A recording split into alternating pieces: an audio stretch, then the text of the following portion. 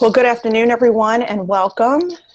As we get started, I want to inform you that this webinar is being recorded and will be available for future viewing on the MBA website at mbacares.org/prison-and-jail.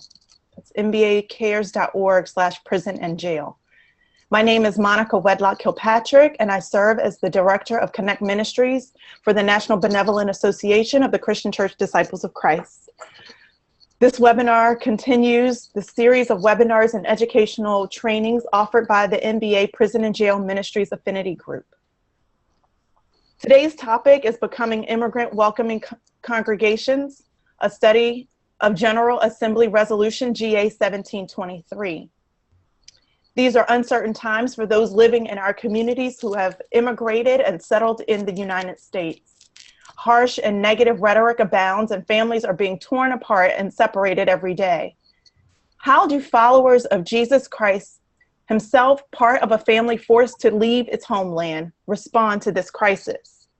What can we, as members of the Christian Church Disciples of Christ, do to create safe, welcoming spaces for those whose lives are unsettled by the imposition of new laws and policies?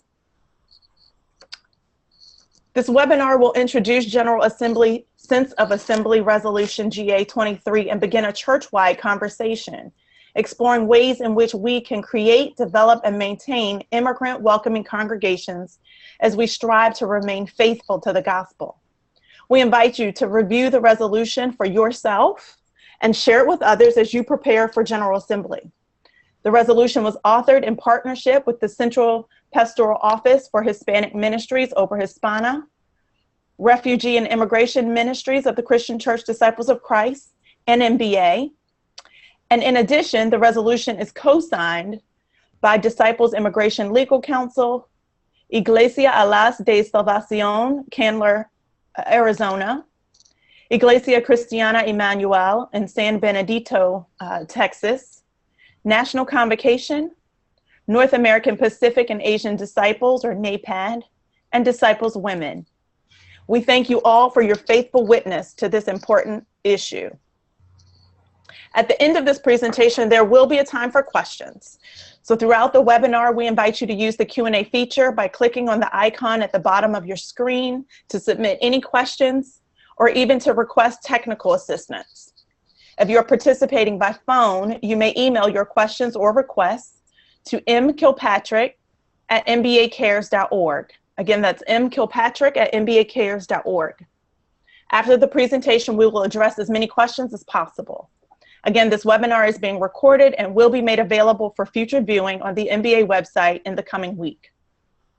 To begin, let me introduce our speakers. The Reverend Hector Hernandez is the peer group convener for the MBA Prison and Jail Ministries Affinity Group, a network of support for disciples engaged in spiritual care and advocacy ministries with those who are incarcerated and their families. In this role, Hector leads and supports the dialogue and work for the peer group and determines if there are ways to expand efforts in connecting and supporting prison and jail ministry leaders. Hector also serves as the interim pastor of Iglesia Presbiteriana Nueva Creación, or New Creation Presbyterian Church in the west side of Indianapolis. He's been serving the Latina immigrant community of Indianapolis since 2009. He's an ordained minister of the Christian Church Disciples of Christ with a Master of Divinity and a Master of Arts in Marriage and Family Therapy from Christian Theological Seminary. His undergrad is in communications with a minor in visual arts. Thank you, Hector, for being with us. Buenas tardes. Reverend Dean Bucalis, ordained in the Christian Church Disciples of Christ, is the founding pastor of New Life in Christ Christian Church Disciples of Christ, a congregation he began inside a women's re-entry facility in Louisville, Kentucky. He's currently the executive director of Mission Behind Bars and Beyond, or MB3, an ecumenical re-entry program that trains small faith-based groups to work with ex-offenders upon their release from prison. MB3 is also an MBA Incubate and Connect Ministries partner. Dean is a trained volunteer facilitator for the Juvenile Justice Pilot Program in Jefferson County, Kentucky, sponsored by Restorative Justice Louisville. and he currently serves as the mission specialist for MBA's Prison and Jail Ministries Affinity Group. Thank you, Dean, as always, for being with us. And at this time, I will turn our presentation over to our presenters.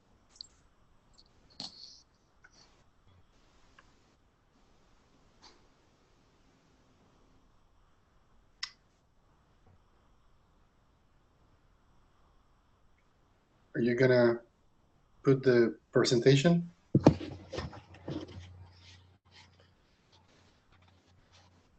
It's there, you can't see it? Oh, no, I can't. Well, I know that if you can see it, we can move forward, but first I want to begin reading two Bible verses that I think will help our conversation, our reflection, and I will invite you to have those texts on your heart and on your mind through the whole webinar. The first one comes from the Old Testament and is in Leviticus. The strangers who stay with you shall be to you as the native among you, and you shall love them as yourself, for you were strangers in the land of Egypt. The second one comes from the New Testament, from the book of Matthew, in which Jesus commands us to welcome the stranger. For what you do to the least of my brethren, you do unto me. So, yes, these are uncertain times for those living in our communities who have emigrated and settled in the United States. It seems like a new wave of negative rhetoric of almost demonization of these families. These people are affecting the integrity of these families. Throughout the history of the United States of America, millions of people around the world have left their homelands for a chance to start a new life in this country. And they continue to come here to this day. But again, it seems like hatred, fear, xenophobia, and rejection to the one who is different has become the new norm of our country. We're going to move to the next slide.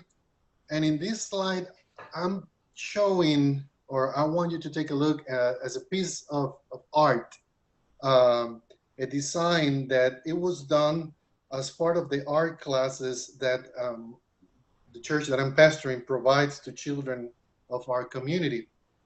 The name of that piece is Grito, I shout.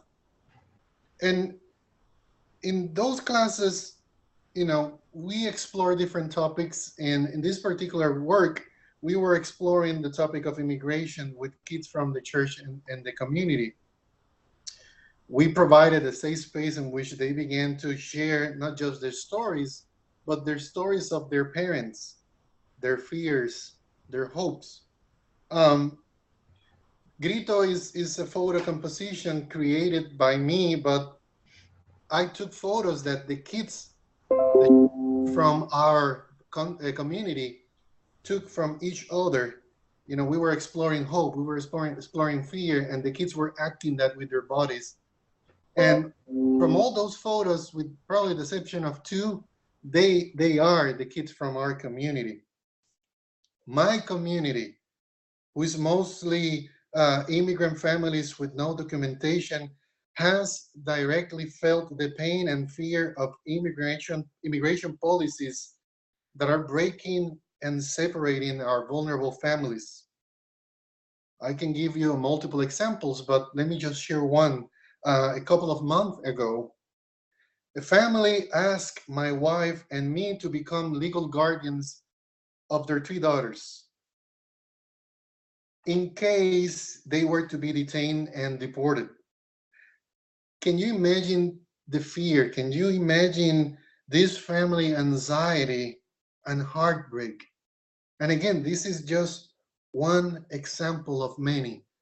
our decisions, our political laws and changes have always impact, and usually against the most vulnerable. Dean.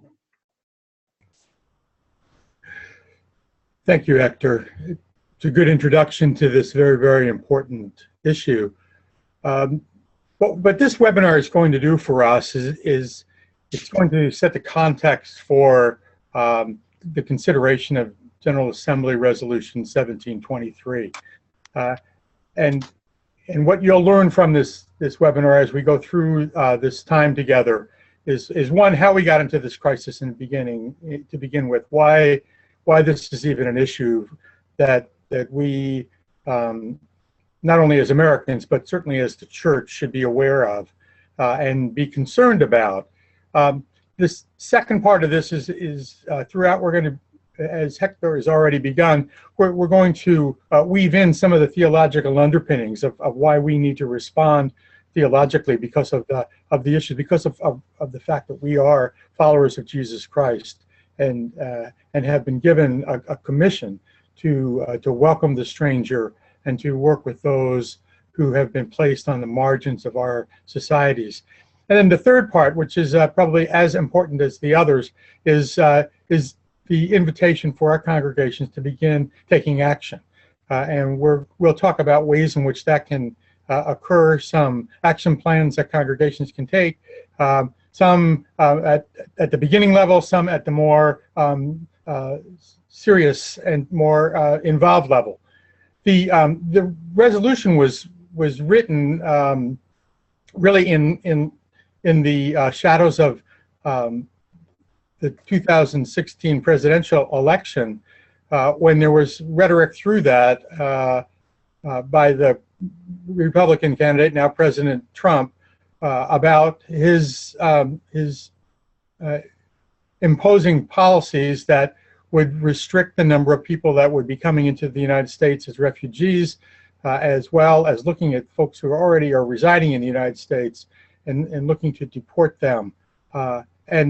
And we felt that it was important for us as the church to begin addressing that particular issue. And so the National Benevolent Association began the process of drafting this resolution. And because of its importance and because of its relevance, many others, as Monica described, have signed on and co-sponsored and helped us move this forward, so that we can consider this in July when we gather as the wider church to address this important issue, not only from a political perspective, but also from a theological perspective of why we as the church have been called to respond and in such a way that the world knows that those who have been ostracized, those who have been persecuted, those who have been alienated are welcome in our communities of faith. Hector? Yeah, as member of the Christian Church Disciples of Christ, together we can create safe, welcoming spaces for those whose lives are unsettled by the imposition of new laws and new policies. There is a liberation theologian called Elsa Tamés, and she says, and I think it's relevant for our conversation today, that God remains silent so that men and women may speak, protest, and struggle. God remains silent so that people may really become people. When God is silent and men and women cry, God cries in solidarity with them, but does not intervene. God waits for the shouts of protest, and I might add, actions. So, as disciples, we profess that we are the movement for wholeness in a fragmented world. I think, and it's part of my personal theology, that we are called to incarnate the gospel, the good news, with actions pregnant of justice and love. We have to always remember the book of James that says that faith without work is dead. So I know that when we are intentional in our actions, we can make the difference. I can give you an example. My ministry is centered in connecting immigrant community, the immigrant community that I'm serving, with resources, with people who are already doing things, institutions who are already doing things, of course, in behalf of this community and these families. And I can give you a lot of examples, but how the church can be brave enough and bold enough to connect people with mental health resources, with social services, with legal services. And I can give you a concrete example. Last year, a few churches, we joined together and we developed a summer camp. The summer camp center into meeting your neighbor. So each day we were exploring a country and we connected with local immigrants, refugees from those countries who went to the church, share their stories, share their culture, cook for the kids, and the kids try their food. We sang, we played together, and those are the type of action that we're hoping that after the resolution is passed and we begin to have this conversation, our denomination, our churches can be brave enough to begin to imagine different ways in which we can walk with and we can advocate for this vulnerable population. Dean. So the question becomes, as Hector has laid out, what do we do as the church? How do we respond? And in order for us to do that intelligently, with wisdom and knowledge, we need to know the context of why and how this occurred. So let's flip to the next slide. We do know that in our communities, in virtually every community in the United States right now, those folks who are vulnerable are being affected by some of the new laws that have been enacted, some of the new policies that have come out of Washington. And these are affecting not unknown, unnamed people. They're affecting people who are our neighbors, people who are going to schools with our children and our grandchildren.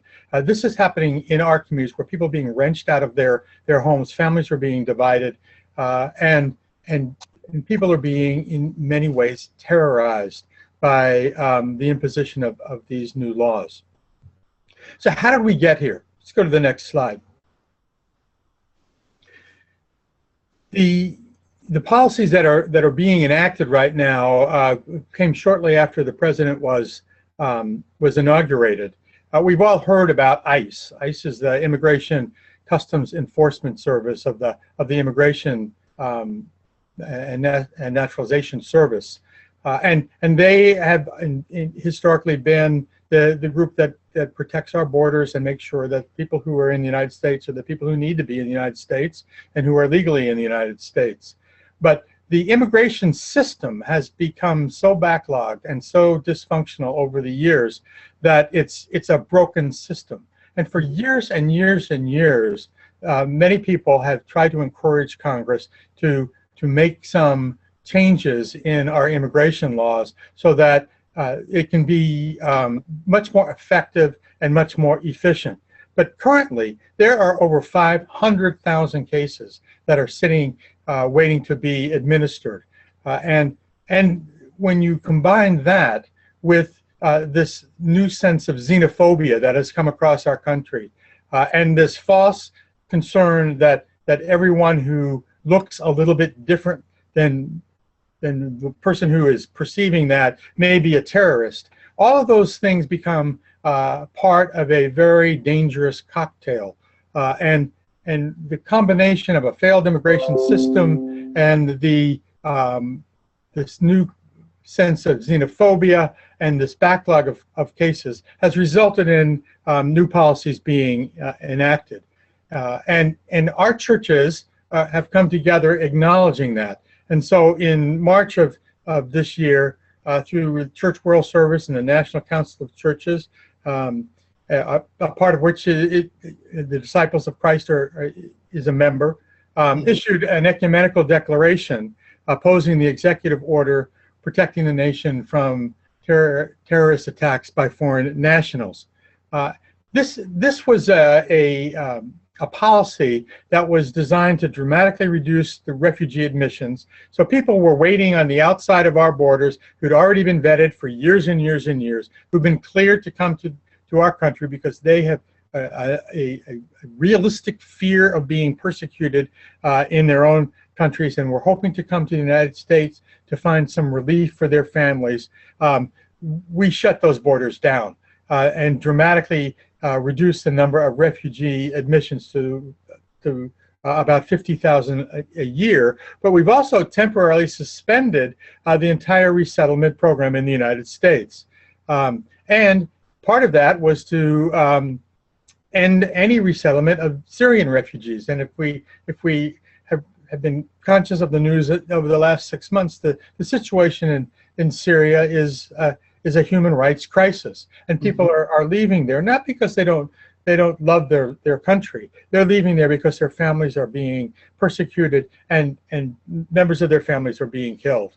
But through this policy, we eliminated the resettlement of anybody from Syria, and then we've also banned individuals from those certain countries that, in many respects, we now understand are countries that have religious minorities that our government apparently is trying to single out. We know that these cases are coming before our court system, and that is in many ways a blessing for all of us, as these policies are being revisited as to whether or not they're constitutional, whether or not they're legitimate and legal. But in the process, there's an acceleration of deportation of people who've been undocumented in this country. People who've been here for years and years and years. People who have had family members who have been born and are now American citizens. That there has been this increase in the deportation of undocumented people with no basis or reason behind that. And that's really what's creating some of the anxiety, some of the terror in our communities. Go to the next slide. One of the most insidious changes in the policy has been the policy that has effected what we think of as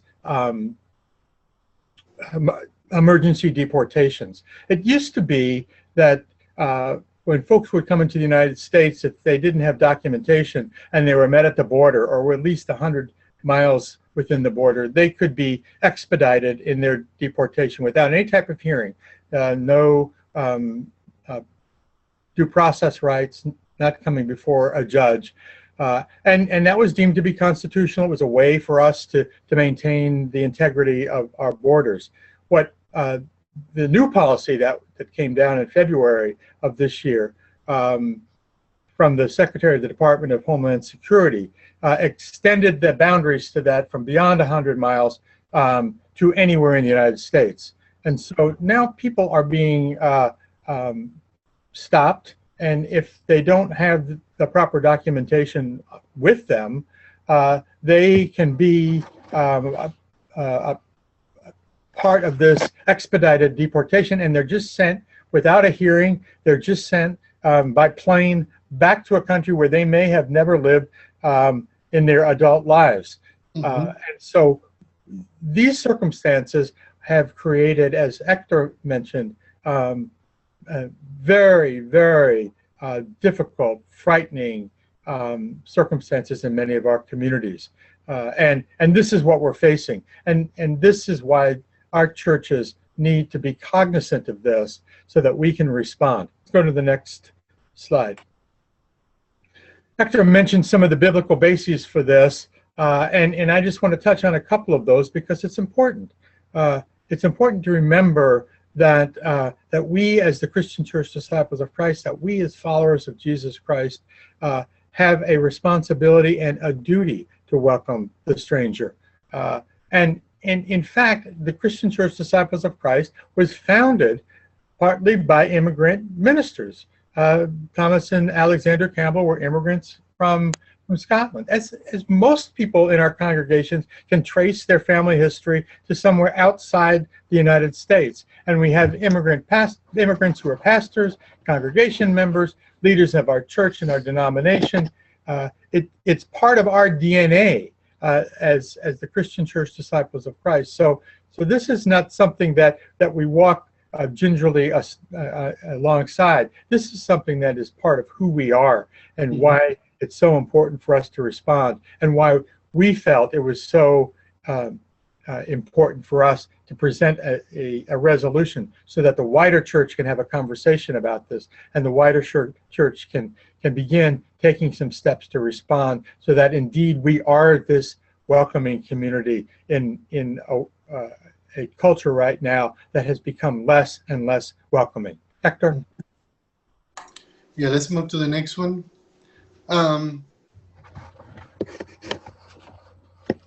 As disciples, we have historically fought for social justice.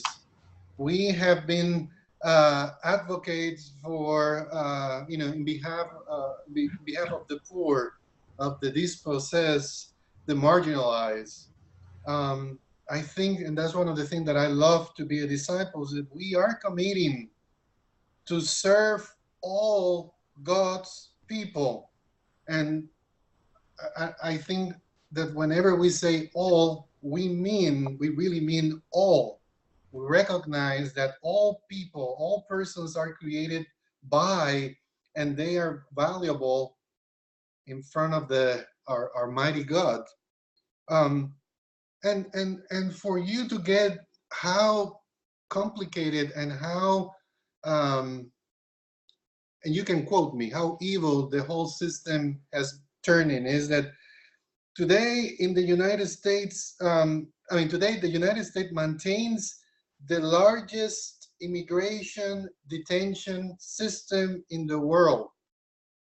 Many immigrants are detained and incarcerated as they wait for determination on their immigration status or possible deportation. The 2013 statistics says that our government detains approximately 441,000 people in a sprawling system of over 200 immigration jails across the country.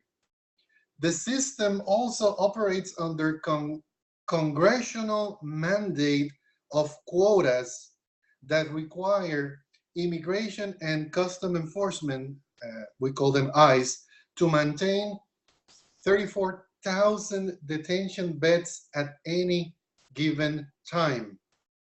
This policy, known as the detention bed quota, is not unprecedented.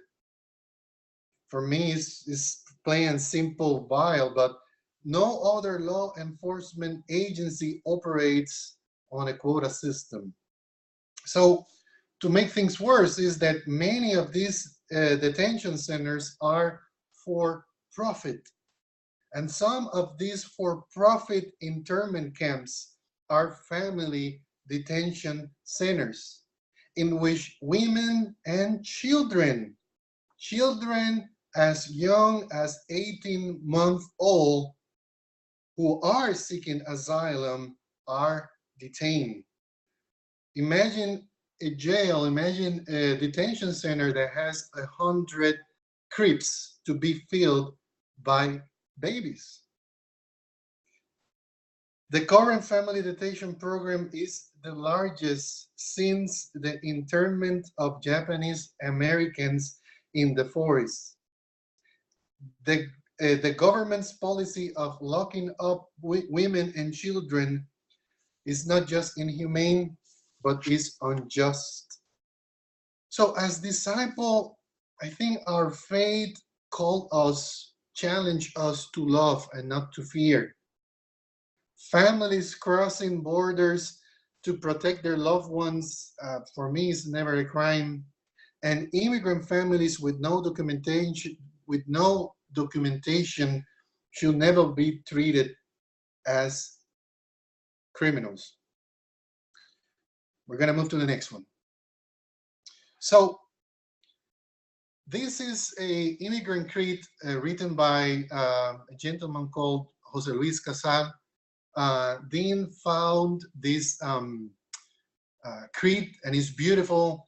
I'm not gonna go over the whole thing. I'm gonna just highlight the parts that are on bold, but I will really invite you to read it, to share it, to study, because I think it tells a lot about what is going inside a person, inside an immigrant. And it says, I believe in the Holy Spirit, the eternal immigrant from God's kingdom among us, who speaks all languages, lives in our countries, and reunites all races. I believe that the church is the secure home for foreigners and for all believers. And I think that is key. I believe that the communion of saints begins when we embrace all God's people in all their diversity. And I want you for a second to keep these words inside your heart, inside your mind and soul, and listen to these other words. These other words were written by a Kenyan woman who spent 18 months in jail, just waiting to be deported. She says in this beautiful poem, to immigration, I'm just another file to be closed quickly. To immigration, I am just an alien number to be tossed away. How I wish and pray you could look deeper on who I am. I am a human being like you, a human being born into love. Look deeper and maybe you might learn something about me. If you look deeper, I can teach you love. I can teach you kindness. Look deeper. And if you took time to listen to me, I am a human being just like you. Later on, she says, my question is, what is it that is so wrong? You accuse me. The answer is you miss a court day and the judge ordered you deported. You are not good enough to have a chance. You are not good enough for someone to listen to you. Now I am in jail with no one on my side. Powerful words from somebody who lived that experience, who went through that process. So what are we going to do? What will be our response to something like this? Let's move to the next slide.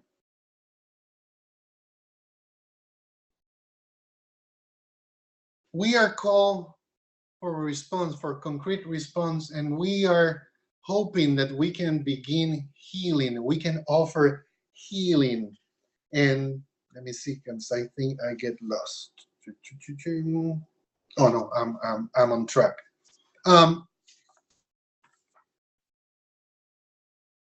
I think when our congregations understand this, when we pass the resolution and our congregation can create space in which we can pray, we can listen to each other, I think some of those concrete ways in which we can respond is through a ministry of presence. all this creates trauma.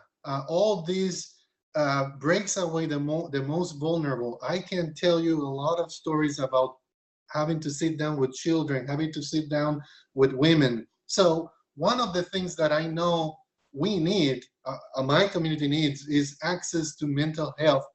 So we have to get involved in that. We have to connect these communities with mental health. We have to train ourselves to be ready, to be there, and to be able to, in a ministry of presence, to welcome this community, to help this community. I think that our church can support this community with concrete life-giving actions, art, music, dance, summer programs that can have an impact. For 10 years, the community that I'm serving have done a football camp, a soccer camp, football in Spanish. And it's beautiful how a varsity female team from a high school come year after year to our necks of the woods and offer free, for a whole week, a free camp to the kids from the community that many of them cannot afford that kind of help. And that is a concrete way in which a church is, and the church and the community is offering ways for families to heal. We're going to move to the next one, prevention. I think we as disciples, we are called to build solidarity between immigrants and not immigrants, to create opportunities in which we can listen to each other, meet. We often don't take the risk to meet our neighbors, especially if they look different to us or speak a different language. I think we have, for our congregations, we are invited to consider becoming or assisting congregations that can offer sanctuary, protection to immigrants.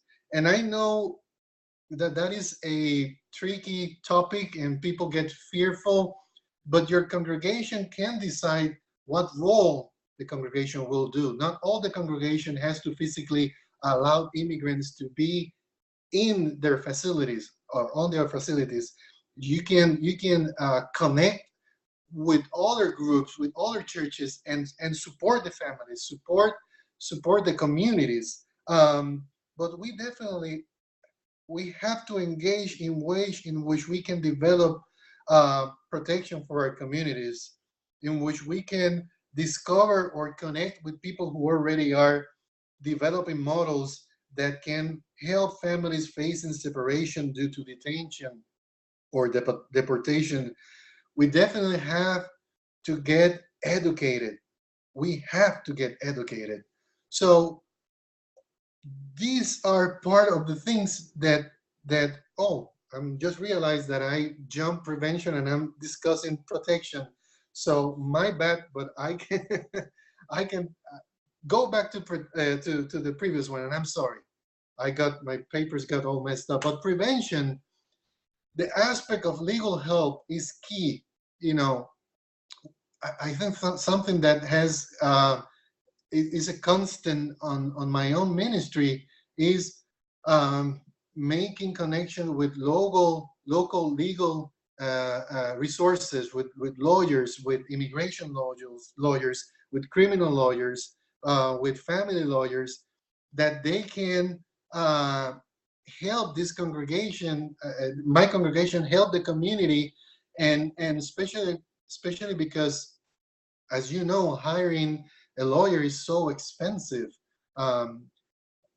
It is said in this country that you are innocent until proven guilty, but in reality you are guilty until you have money to hire a good lawyer that can represent you. So there is a lot that we can do. There is a lot of possibilities. Your church can invite an attorney that can educate your congregation. You can reach out to people who are already doing things and somehow figure out ways in which your church can connect in ways they can benefit the immigrant families. Let's move to the other one that I already share a lot of the things, but another key part is that we as a church has to do our best to support the current Deferred Action for Childhood Arrivals, or DACA. The DACA recipients, they need a lot of help, and they have been impacted by these new laws, and there is a lot of uncertainty. Another concrete way that I'm inviting everybody who is listening, who wants to know more, is you can connect with the Central Pastoral Office for Hispanic Ministries, Obra Hispana. You can find there a list of Hispanic Disciples congregation in your area, and you can connect them, and you can reach out and try to know your neighbors, try to know those pastors. You can also, through the Disciples Home Mission, you can connect with Reverend Sharon Stanley Rea, who is the Director of Refugees and Immigration Ministries. You can also connect with Tana Lou Beers, who is the person from our Disciples of Christ, who is in charge of our legal counsel. So there is a lot of things that we can do. Dean. Thank you, Hector. It can be overwhelming with respect to how churches can respond. And what I want to add to some of the things that Hector laid out is that there are different levels of engagement that our churches can participate in. Many of the people that are affected by these policies have lost a wage earner, and consequently they're at very vulnerable circumstances. As one family member may have been the breadwinner in that family and been deported, so now these families are left in very vulnerable financial circumstances. So our churches can provide support for those folks and have a safe place for them to come to get resources. Another aspect that is an entry-level way of engaging this is to provide forums in your congregation that are safe places where people can learn about their rights and get some resource materials. Invite an attorney to come, as Hector mentioned, to speak to those folks, and begin to educate folks about the ways that they can protect themselves from some of the circumstances that are surrounding them. I want to emphasize, because I have a legal background, the importance of contacting and being in contact with an attorney as a congregation, but also to have somebody that you can refer people to, because having legal representation in these circumstances is really the key. And because we know with these expedited deportations that a lot of times people are not given an opportunity to even contact an attorney. One of the things that we do know as a protection that we should all know is that if we have folks that we are acquainted with who are undocumented, that we need to remind them to carry with them information, no matter how it may be in documentary form, explaining that they have been in the United States for 2 years consecutively. Because if they can show that to an ICE agent, if they can show that to a legal enforcement agent, it gives them an extra step up to move to a place where they can actually get a hearing with respect to their circumstances. Another thing that communities are doing right now are monitoring ICE raids, so that communities gather around and put some public pressure on the Immigration and Customs Enforcement folks, so that they understand that people are concerned about these disruptions in our community. To have vigils to show support, as Hector mentioned, bringing congregations and community members together to show support for people who feel oftentimes isolated and alienated because of the governmental policies that are being imposed. And then to have some Know Your Rights programming for folks, for churches, congregations, ministers to make public statements. All of these things create a groundswell of support to show that, no, we don't agree with what's happening, and we want to make sure that our voices are heard, and the voices of those who often are left voiceless are heard. We can shout out on their behalf and on their benefit. And perhaps one of the most important things that, and I want to reiterate that Ekra mentioned, because it's important in a lot of ministries with people who are on the margins, is that ministry of presence, of being with people, of showing them support, of being a presence of God that is with them, demonstrating God's mercy and grace, is something that we can provide. It doesn't cost anything other than our time, but it's something that is incredibly valuable to people who are in these circumstances. So as a segue to that, I want to just move to our next slide. For those who may be coming to Indianapolis for the General Assembly, on Saturday, on the first day of the Assembly, July the 8th, from 3 to 5 p.m., there's going to be a Disciples Rally for Family Justice, where our voices can be heard. And we will get together with folks in the Indianapolis community, but also folks who are coming from all over the country for our General Assembly. We'll be marching to the state capitol grounds. There'll be a rally with speakers. There'll be action plans and options for people. And then we'll return to the convention center. It's just another way for us to lift up our concerns and to tell the world that the Christian Church Disciples of Christ is concerned about this, and that we want to be on record as being a community of faith that is welcoming to those who are feeling unwelcome in our community and in our culture right now. There are other resources that we want to refer you to. So we'll go to the next slide real quickly. We encourage you to review and read over the resolution before coming to the assembly, so you can be part of that conversation. It's something that's important for us all to be educated about, not only at the General Assembly, but to bring that back home to our churches and to our communities, to share some of the important information that we will be sharing.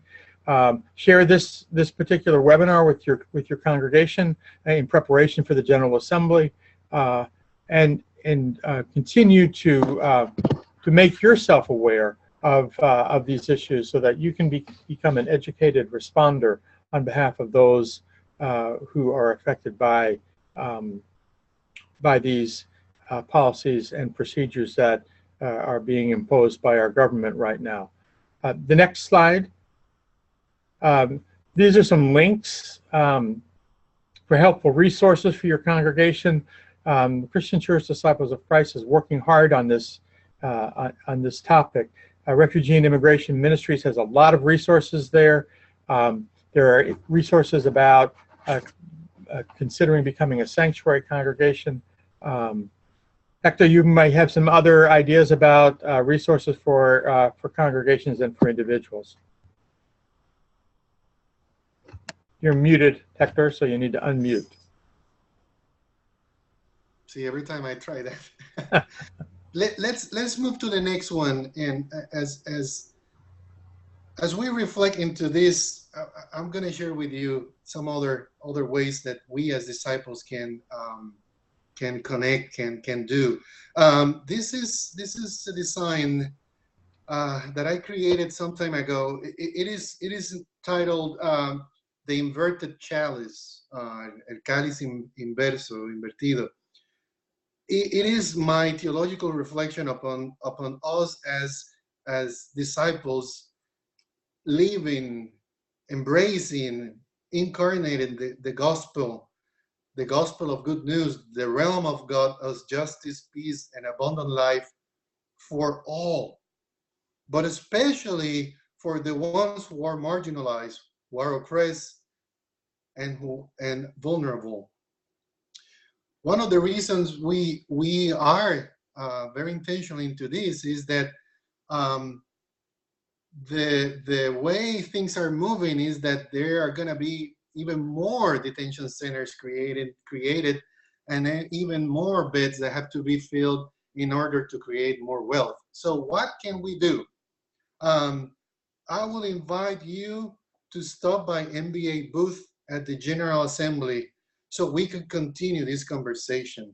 I will invite you to contact your regional minister and ask her or him about local immigrant churches or community projects from which you could learn and or you could become a partner. I will invite you to reach out to our ethnic ministries during our assembly. Go visit their booth, get more information, know your neighbors. I will invite you to do your homework and to search who is already serving immigrants and refugees families in your city and how can you partner with them. Find out who is already fighting for the rights of this family. Search for local immigrant advocacy organization and discover how you, your church, your region could join effort with them. Some of this group provide support to families and children who are in detention center, who are inside. So many of them need help creating care packages to be sent to the detention centers. Like I said before, connect with the Central Pastoral Office for Hispanic Ministries. Call and write your local representative and ask your family members, especially children, to write as well. Show up at rallies to show your support. And this is very important. Take a risk. I will invite you to pray, to get the Spirit to direct you, and to discover how, as disciples, we can invert the chalice. We can share our blessing. We can share our gift in behalf of the least of this. And that's it.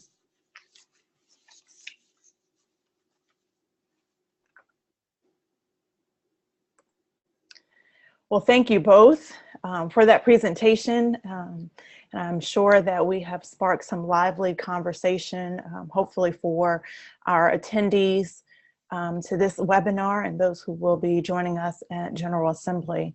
There were some questions that came through during our time together, and so I'm going to share those out. The first, I'm just going to quickly answer where can we read the creed later on, the creed that was shared by Hector. That will be a part of the webinar slide presentation that will be up on the resource page in about a week. But if you want it sooner, if you would email me at mkilpatrick@mbacares.org, I'd be happy to send that over to you as well. So you have access to that as well. The first question that came in was as follows. Does the resolution GA 1723 and current welcoming communities or churches also welcome LGBTQ immigrants and refugees? Well, I will jump ahead and answer that. Within this group of marginalized people, the LGBT plus and especially the ones who are going through the phases of being transgender are the ones who are receiving, I think, the worst possible conditions, especially during their trail of tears to the border. So I think, and you can quote me, that when I say all, I mean all, and people oppressed are people oppressed. And I'm happy that you asked that question, because maybe you could help us figure, discovering ways, concrete ways in which we can move from conversations to actions. So whoever you are, thank you for that question. And I'm gonna be at the MBA booth. Look at me, find me, and let's keep talking. Excellent, thank you. The next question, and there's a bit of background, so listen for that, and then we'll get to the question. The immigration laws that you call new have already been part of the immigration process. The problem that I see is that we finally have a president enforcing the laws that exist. For so many years, our federal administration after administration have turned their eyes away from the real problem of immigrants that have not truly been vetted. We have very close friends whose son has been part of the border security, and he has related that for so long in the past, border guards have been instructed to stand down and not take action when the law says the action should be taken. So now we have a real problem that needs to be addressed. This obviously has caused unintended pain and suffering. Our real question then is, what are we doing to comfort these immigrants?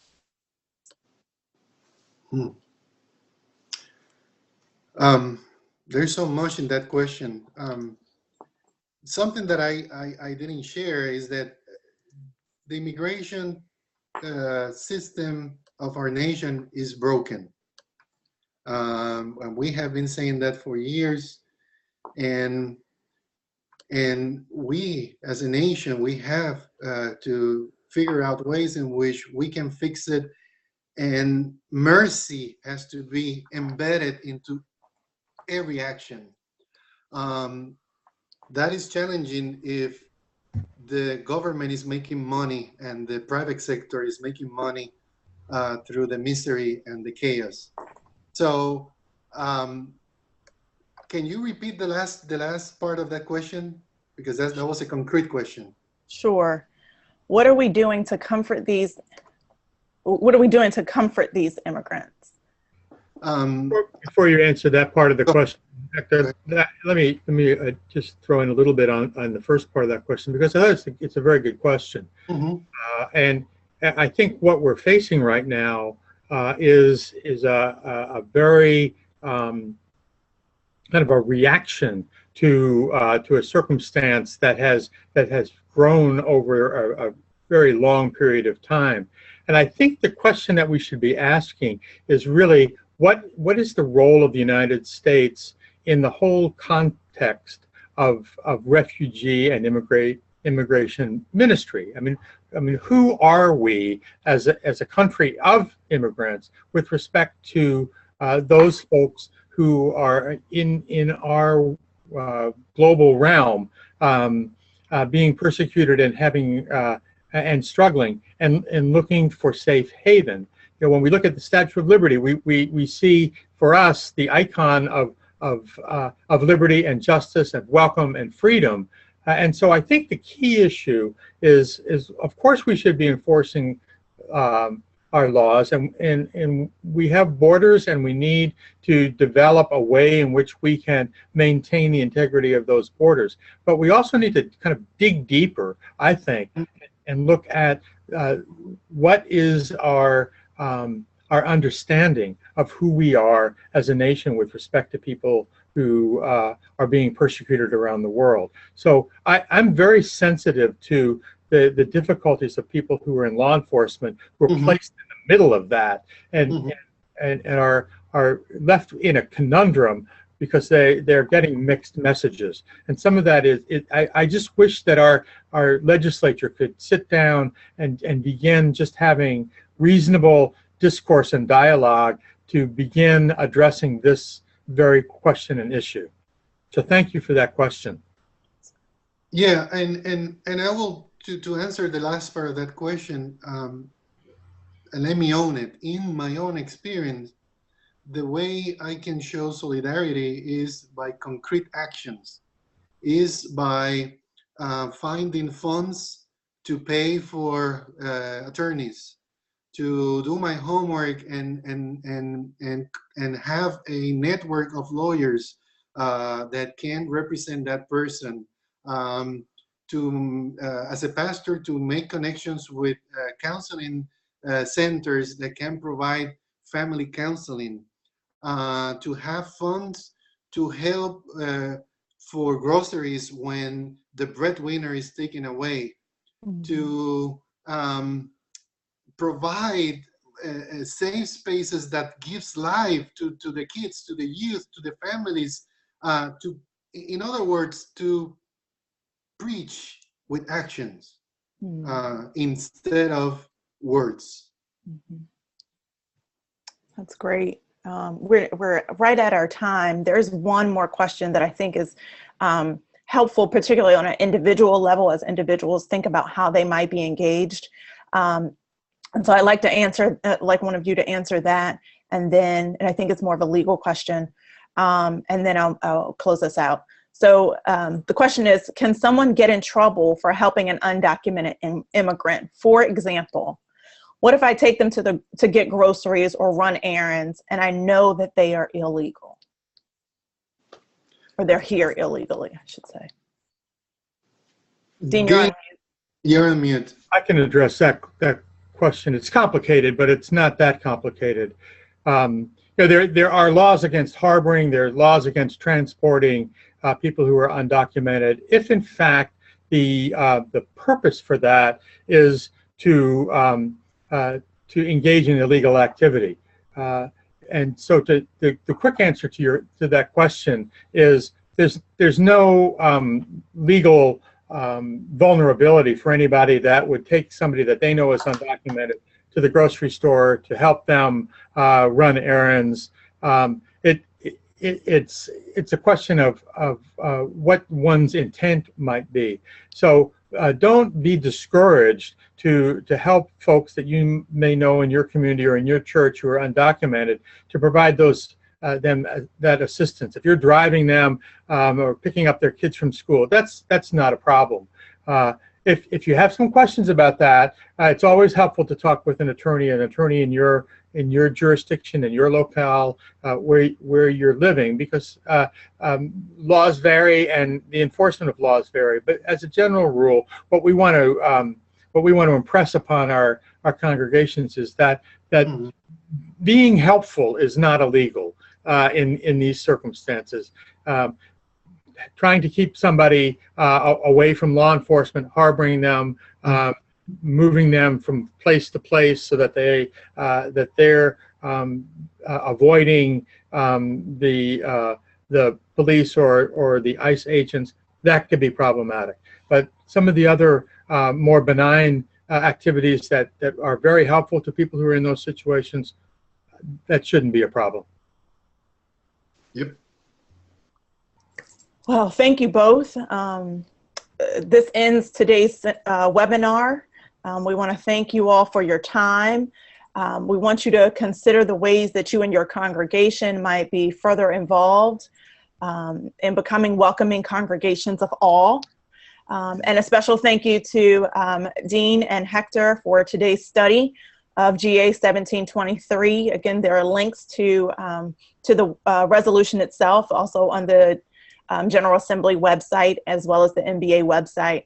If you're planning to attend the 2017 General Assembly, we invite you to discover the many ways that NBA is involved and has activities going on by going to our website, nbacares.org/events. And mark your calendars also for the Disciples Rally for Family Justice that we spoke of earlier, to be held to start gathering at the Convention Center and to march to the Indiana State Capitol on Saturday, July 8th. Meeting in room 103 of the Convention Center at 2:45 at the latest, and heading over to the Capitol together. You can get more information about the rally at the NBA website, as well as the Refugee and Immigration Ministries website. We invite you to get connected to NBA Prison and Jail Ministries Affinity Group by emailing us at prisonministries@nbacares.org or completing an interest form on our website as well. Like NBA on Facebook, follow us on Twitter, and visit our page for more information related to Disciples Health and Social Service Ministries and our other events. Thank you so much, and we hope you have a great afternoon. See you in 2 weeks. Yeah. Bye-bye. Many blessings. Blessings.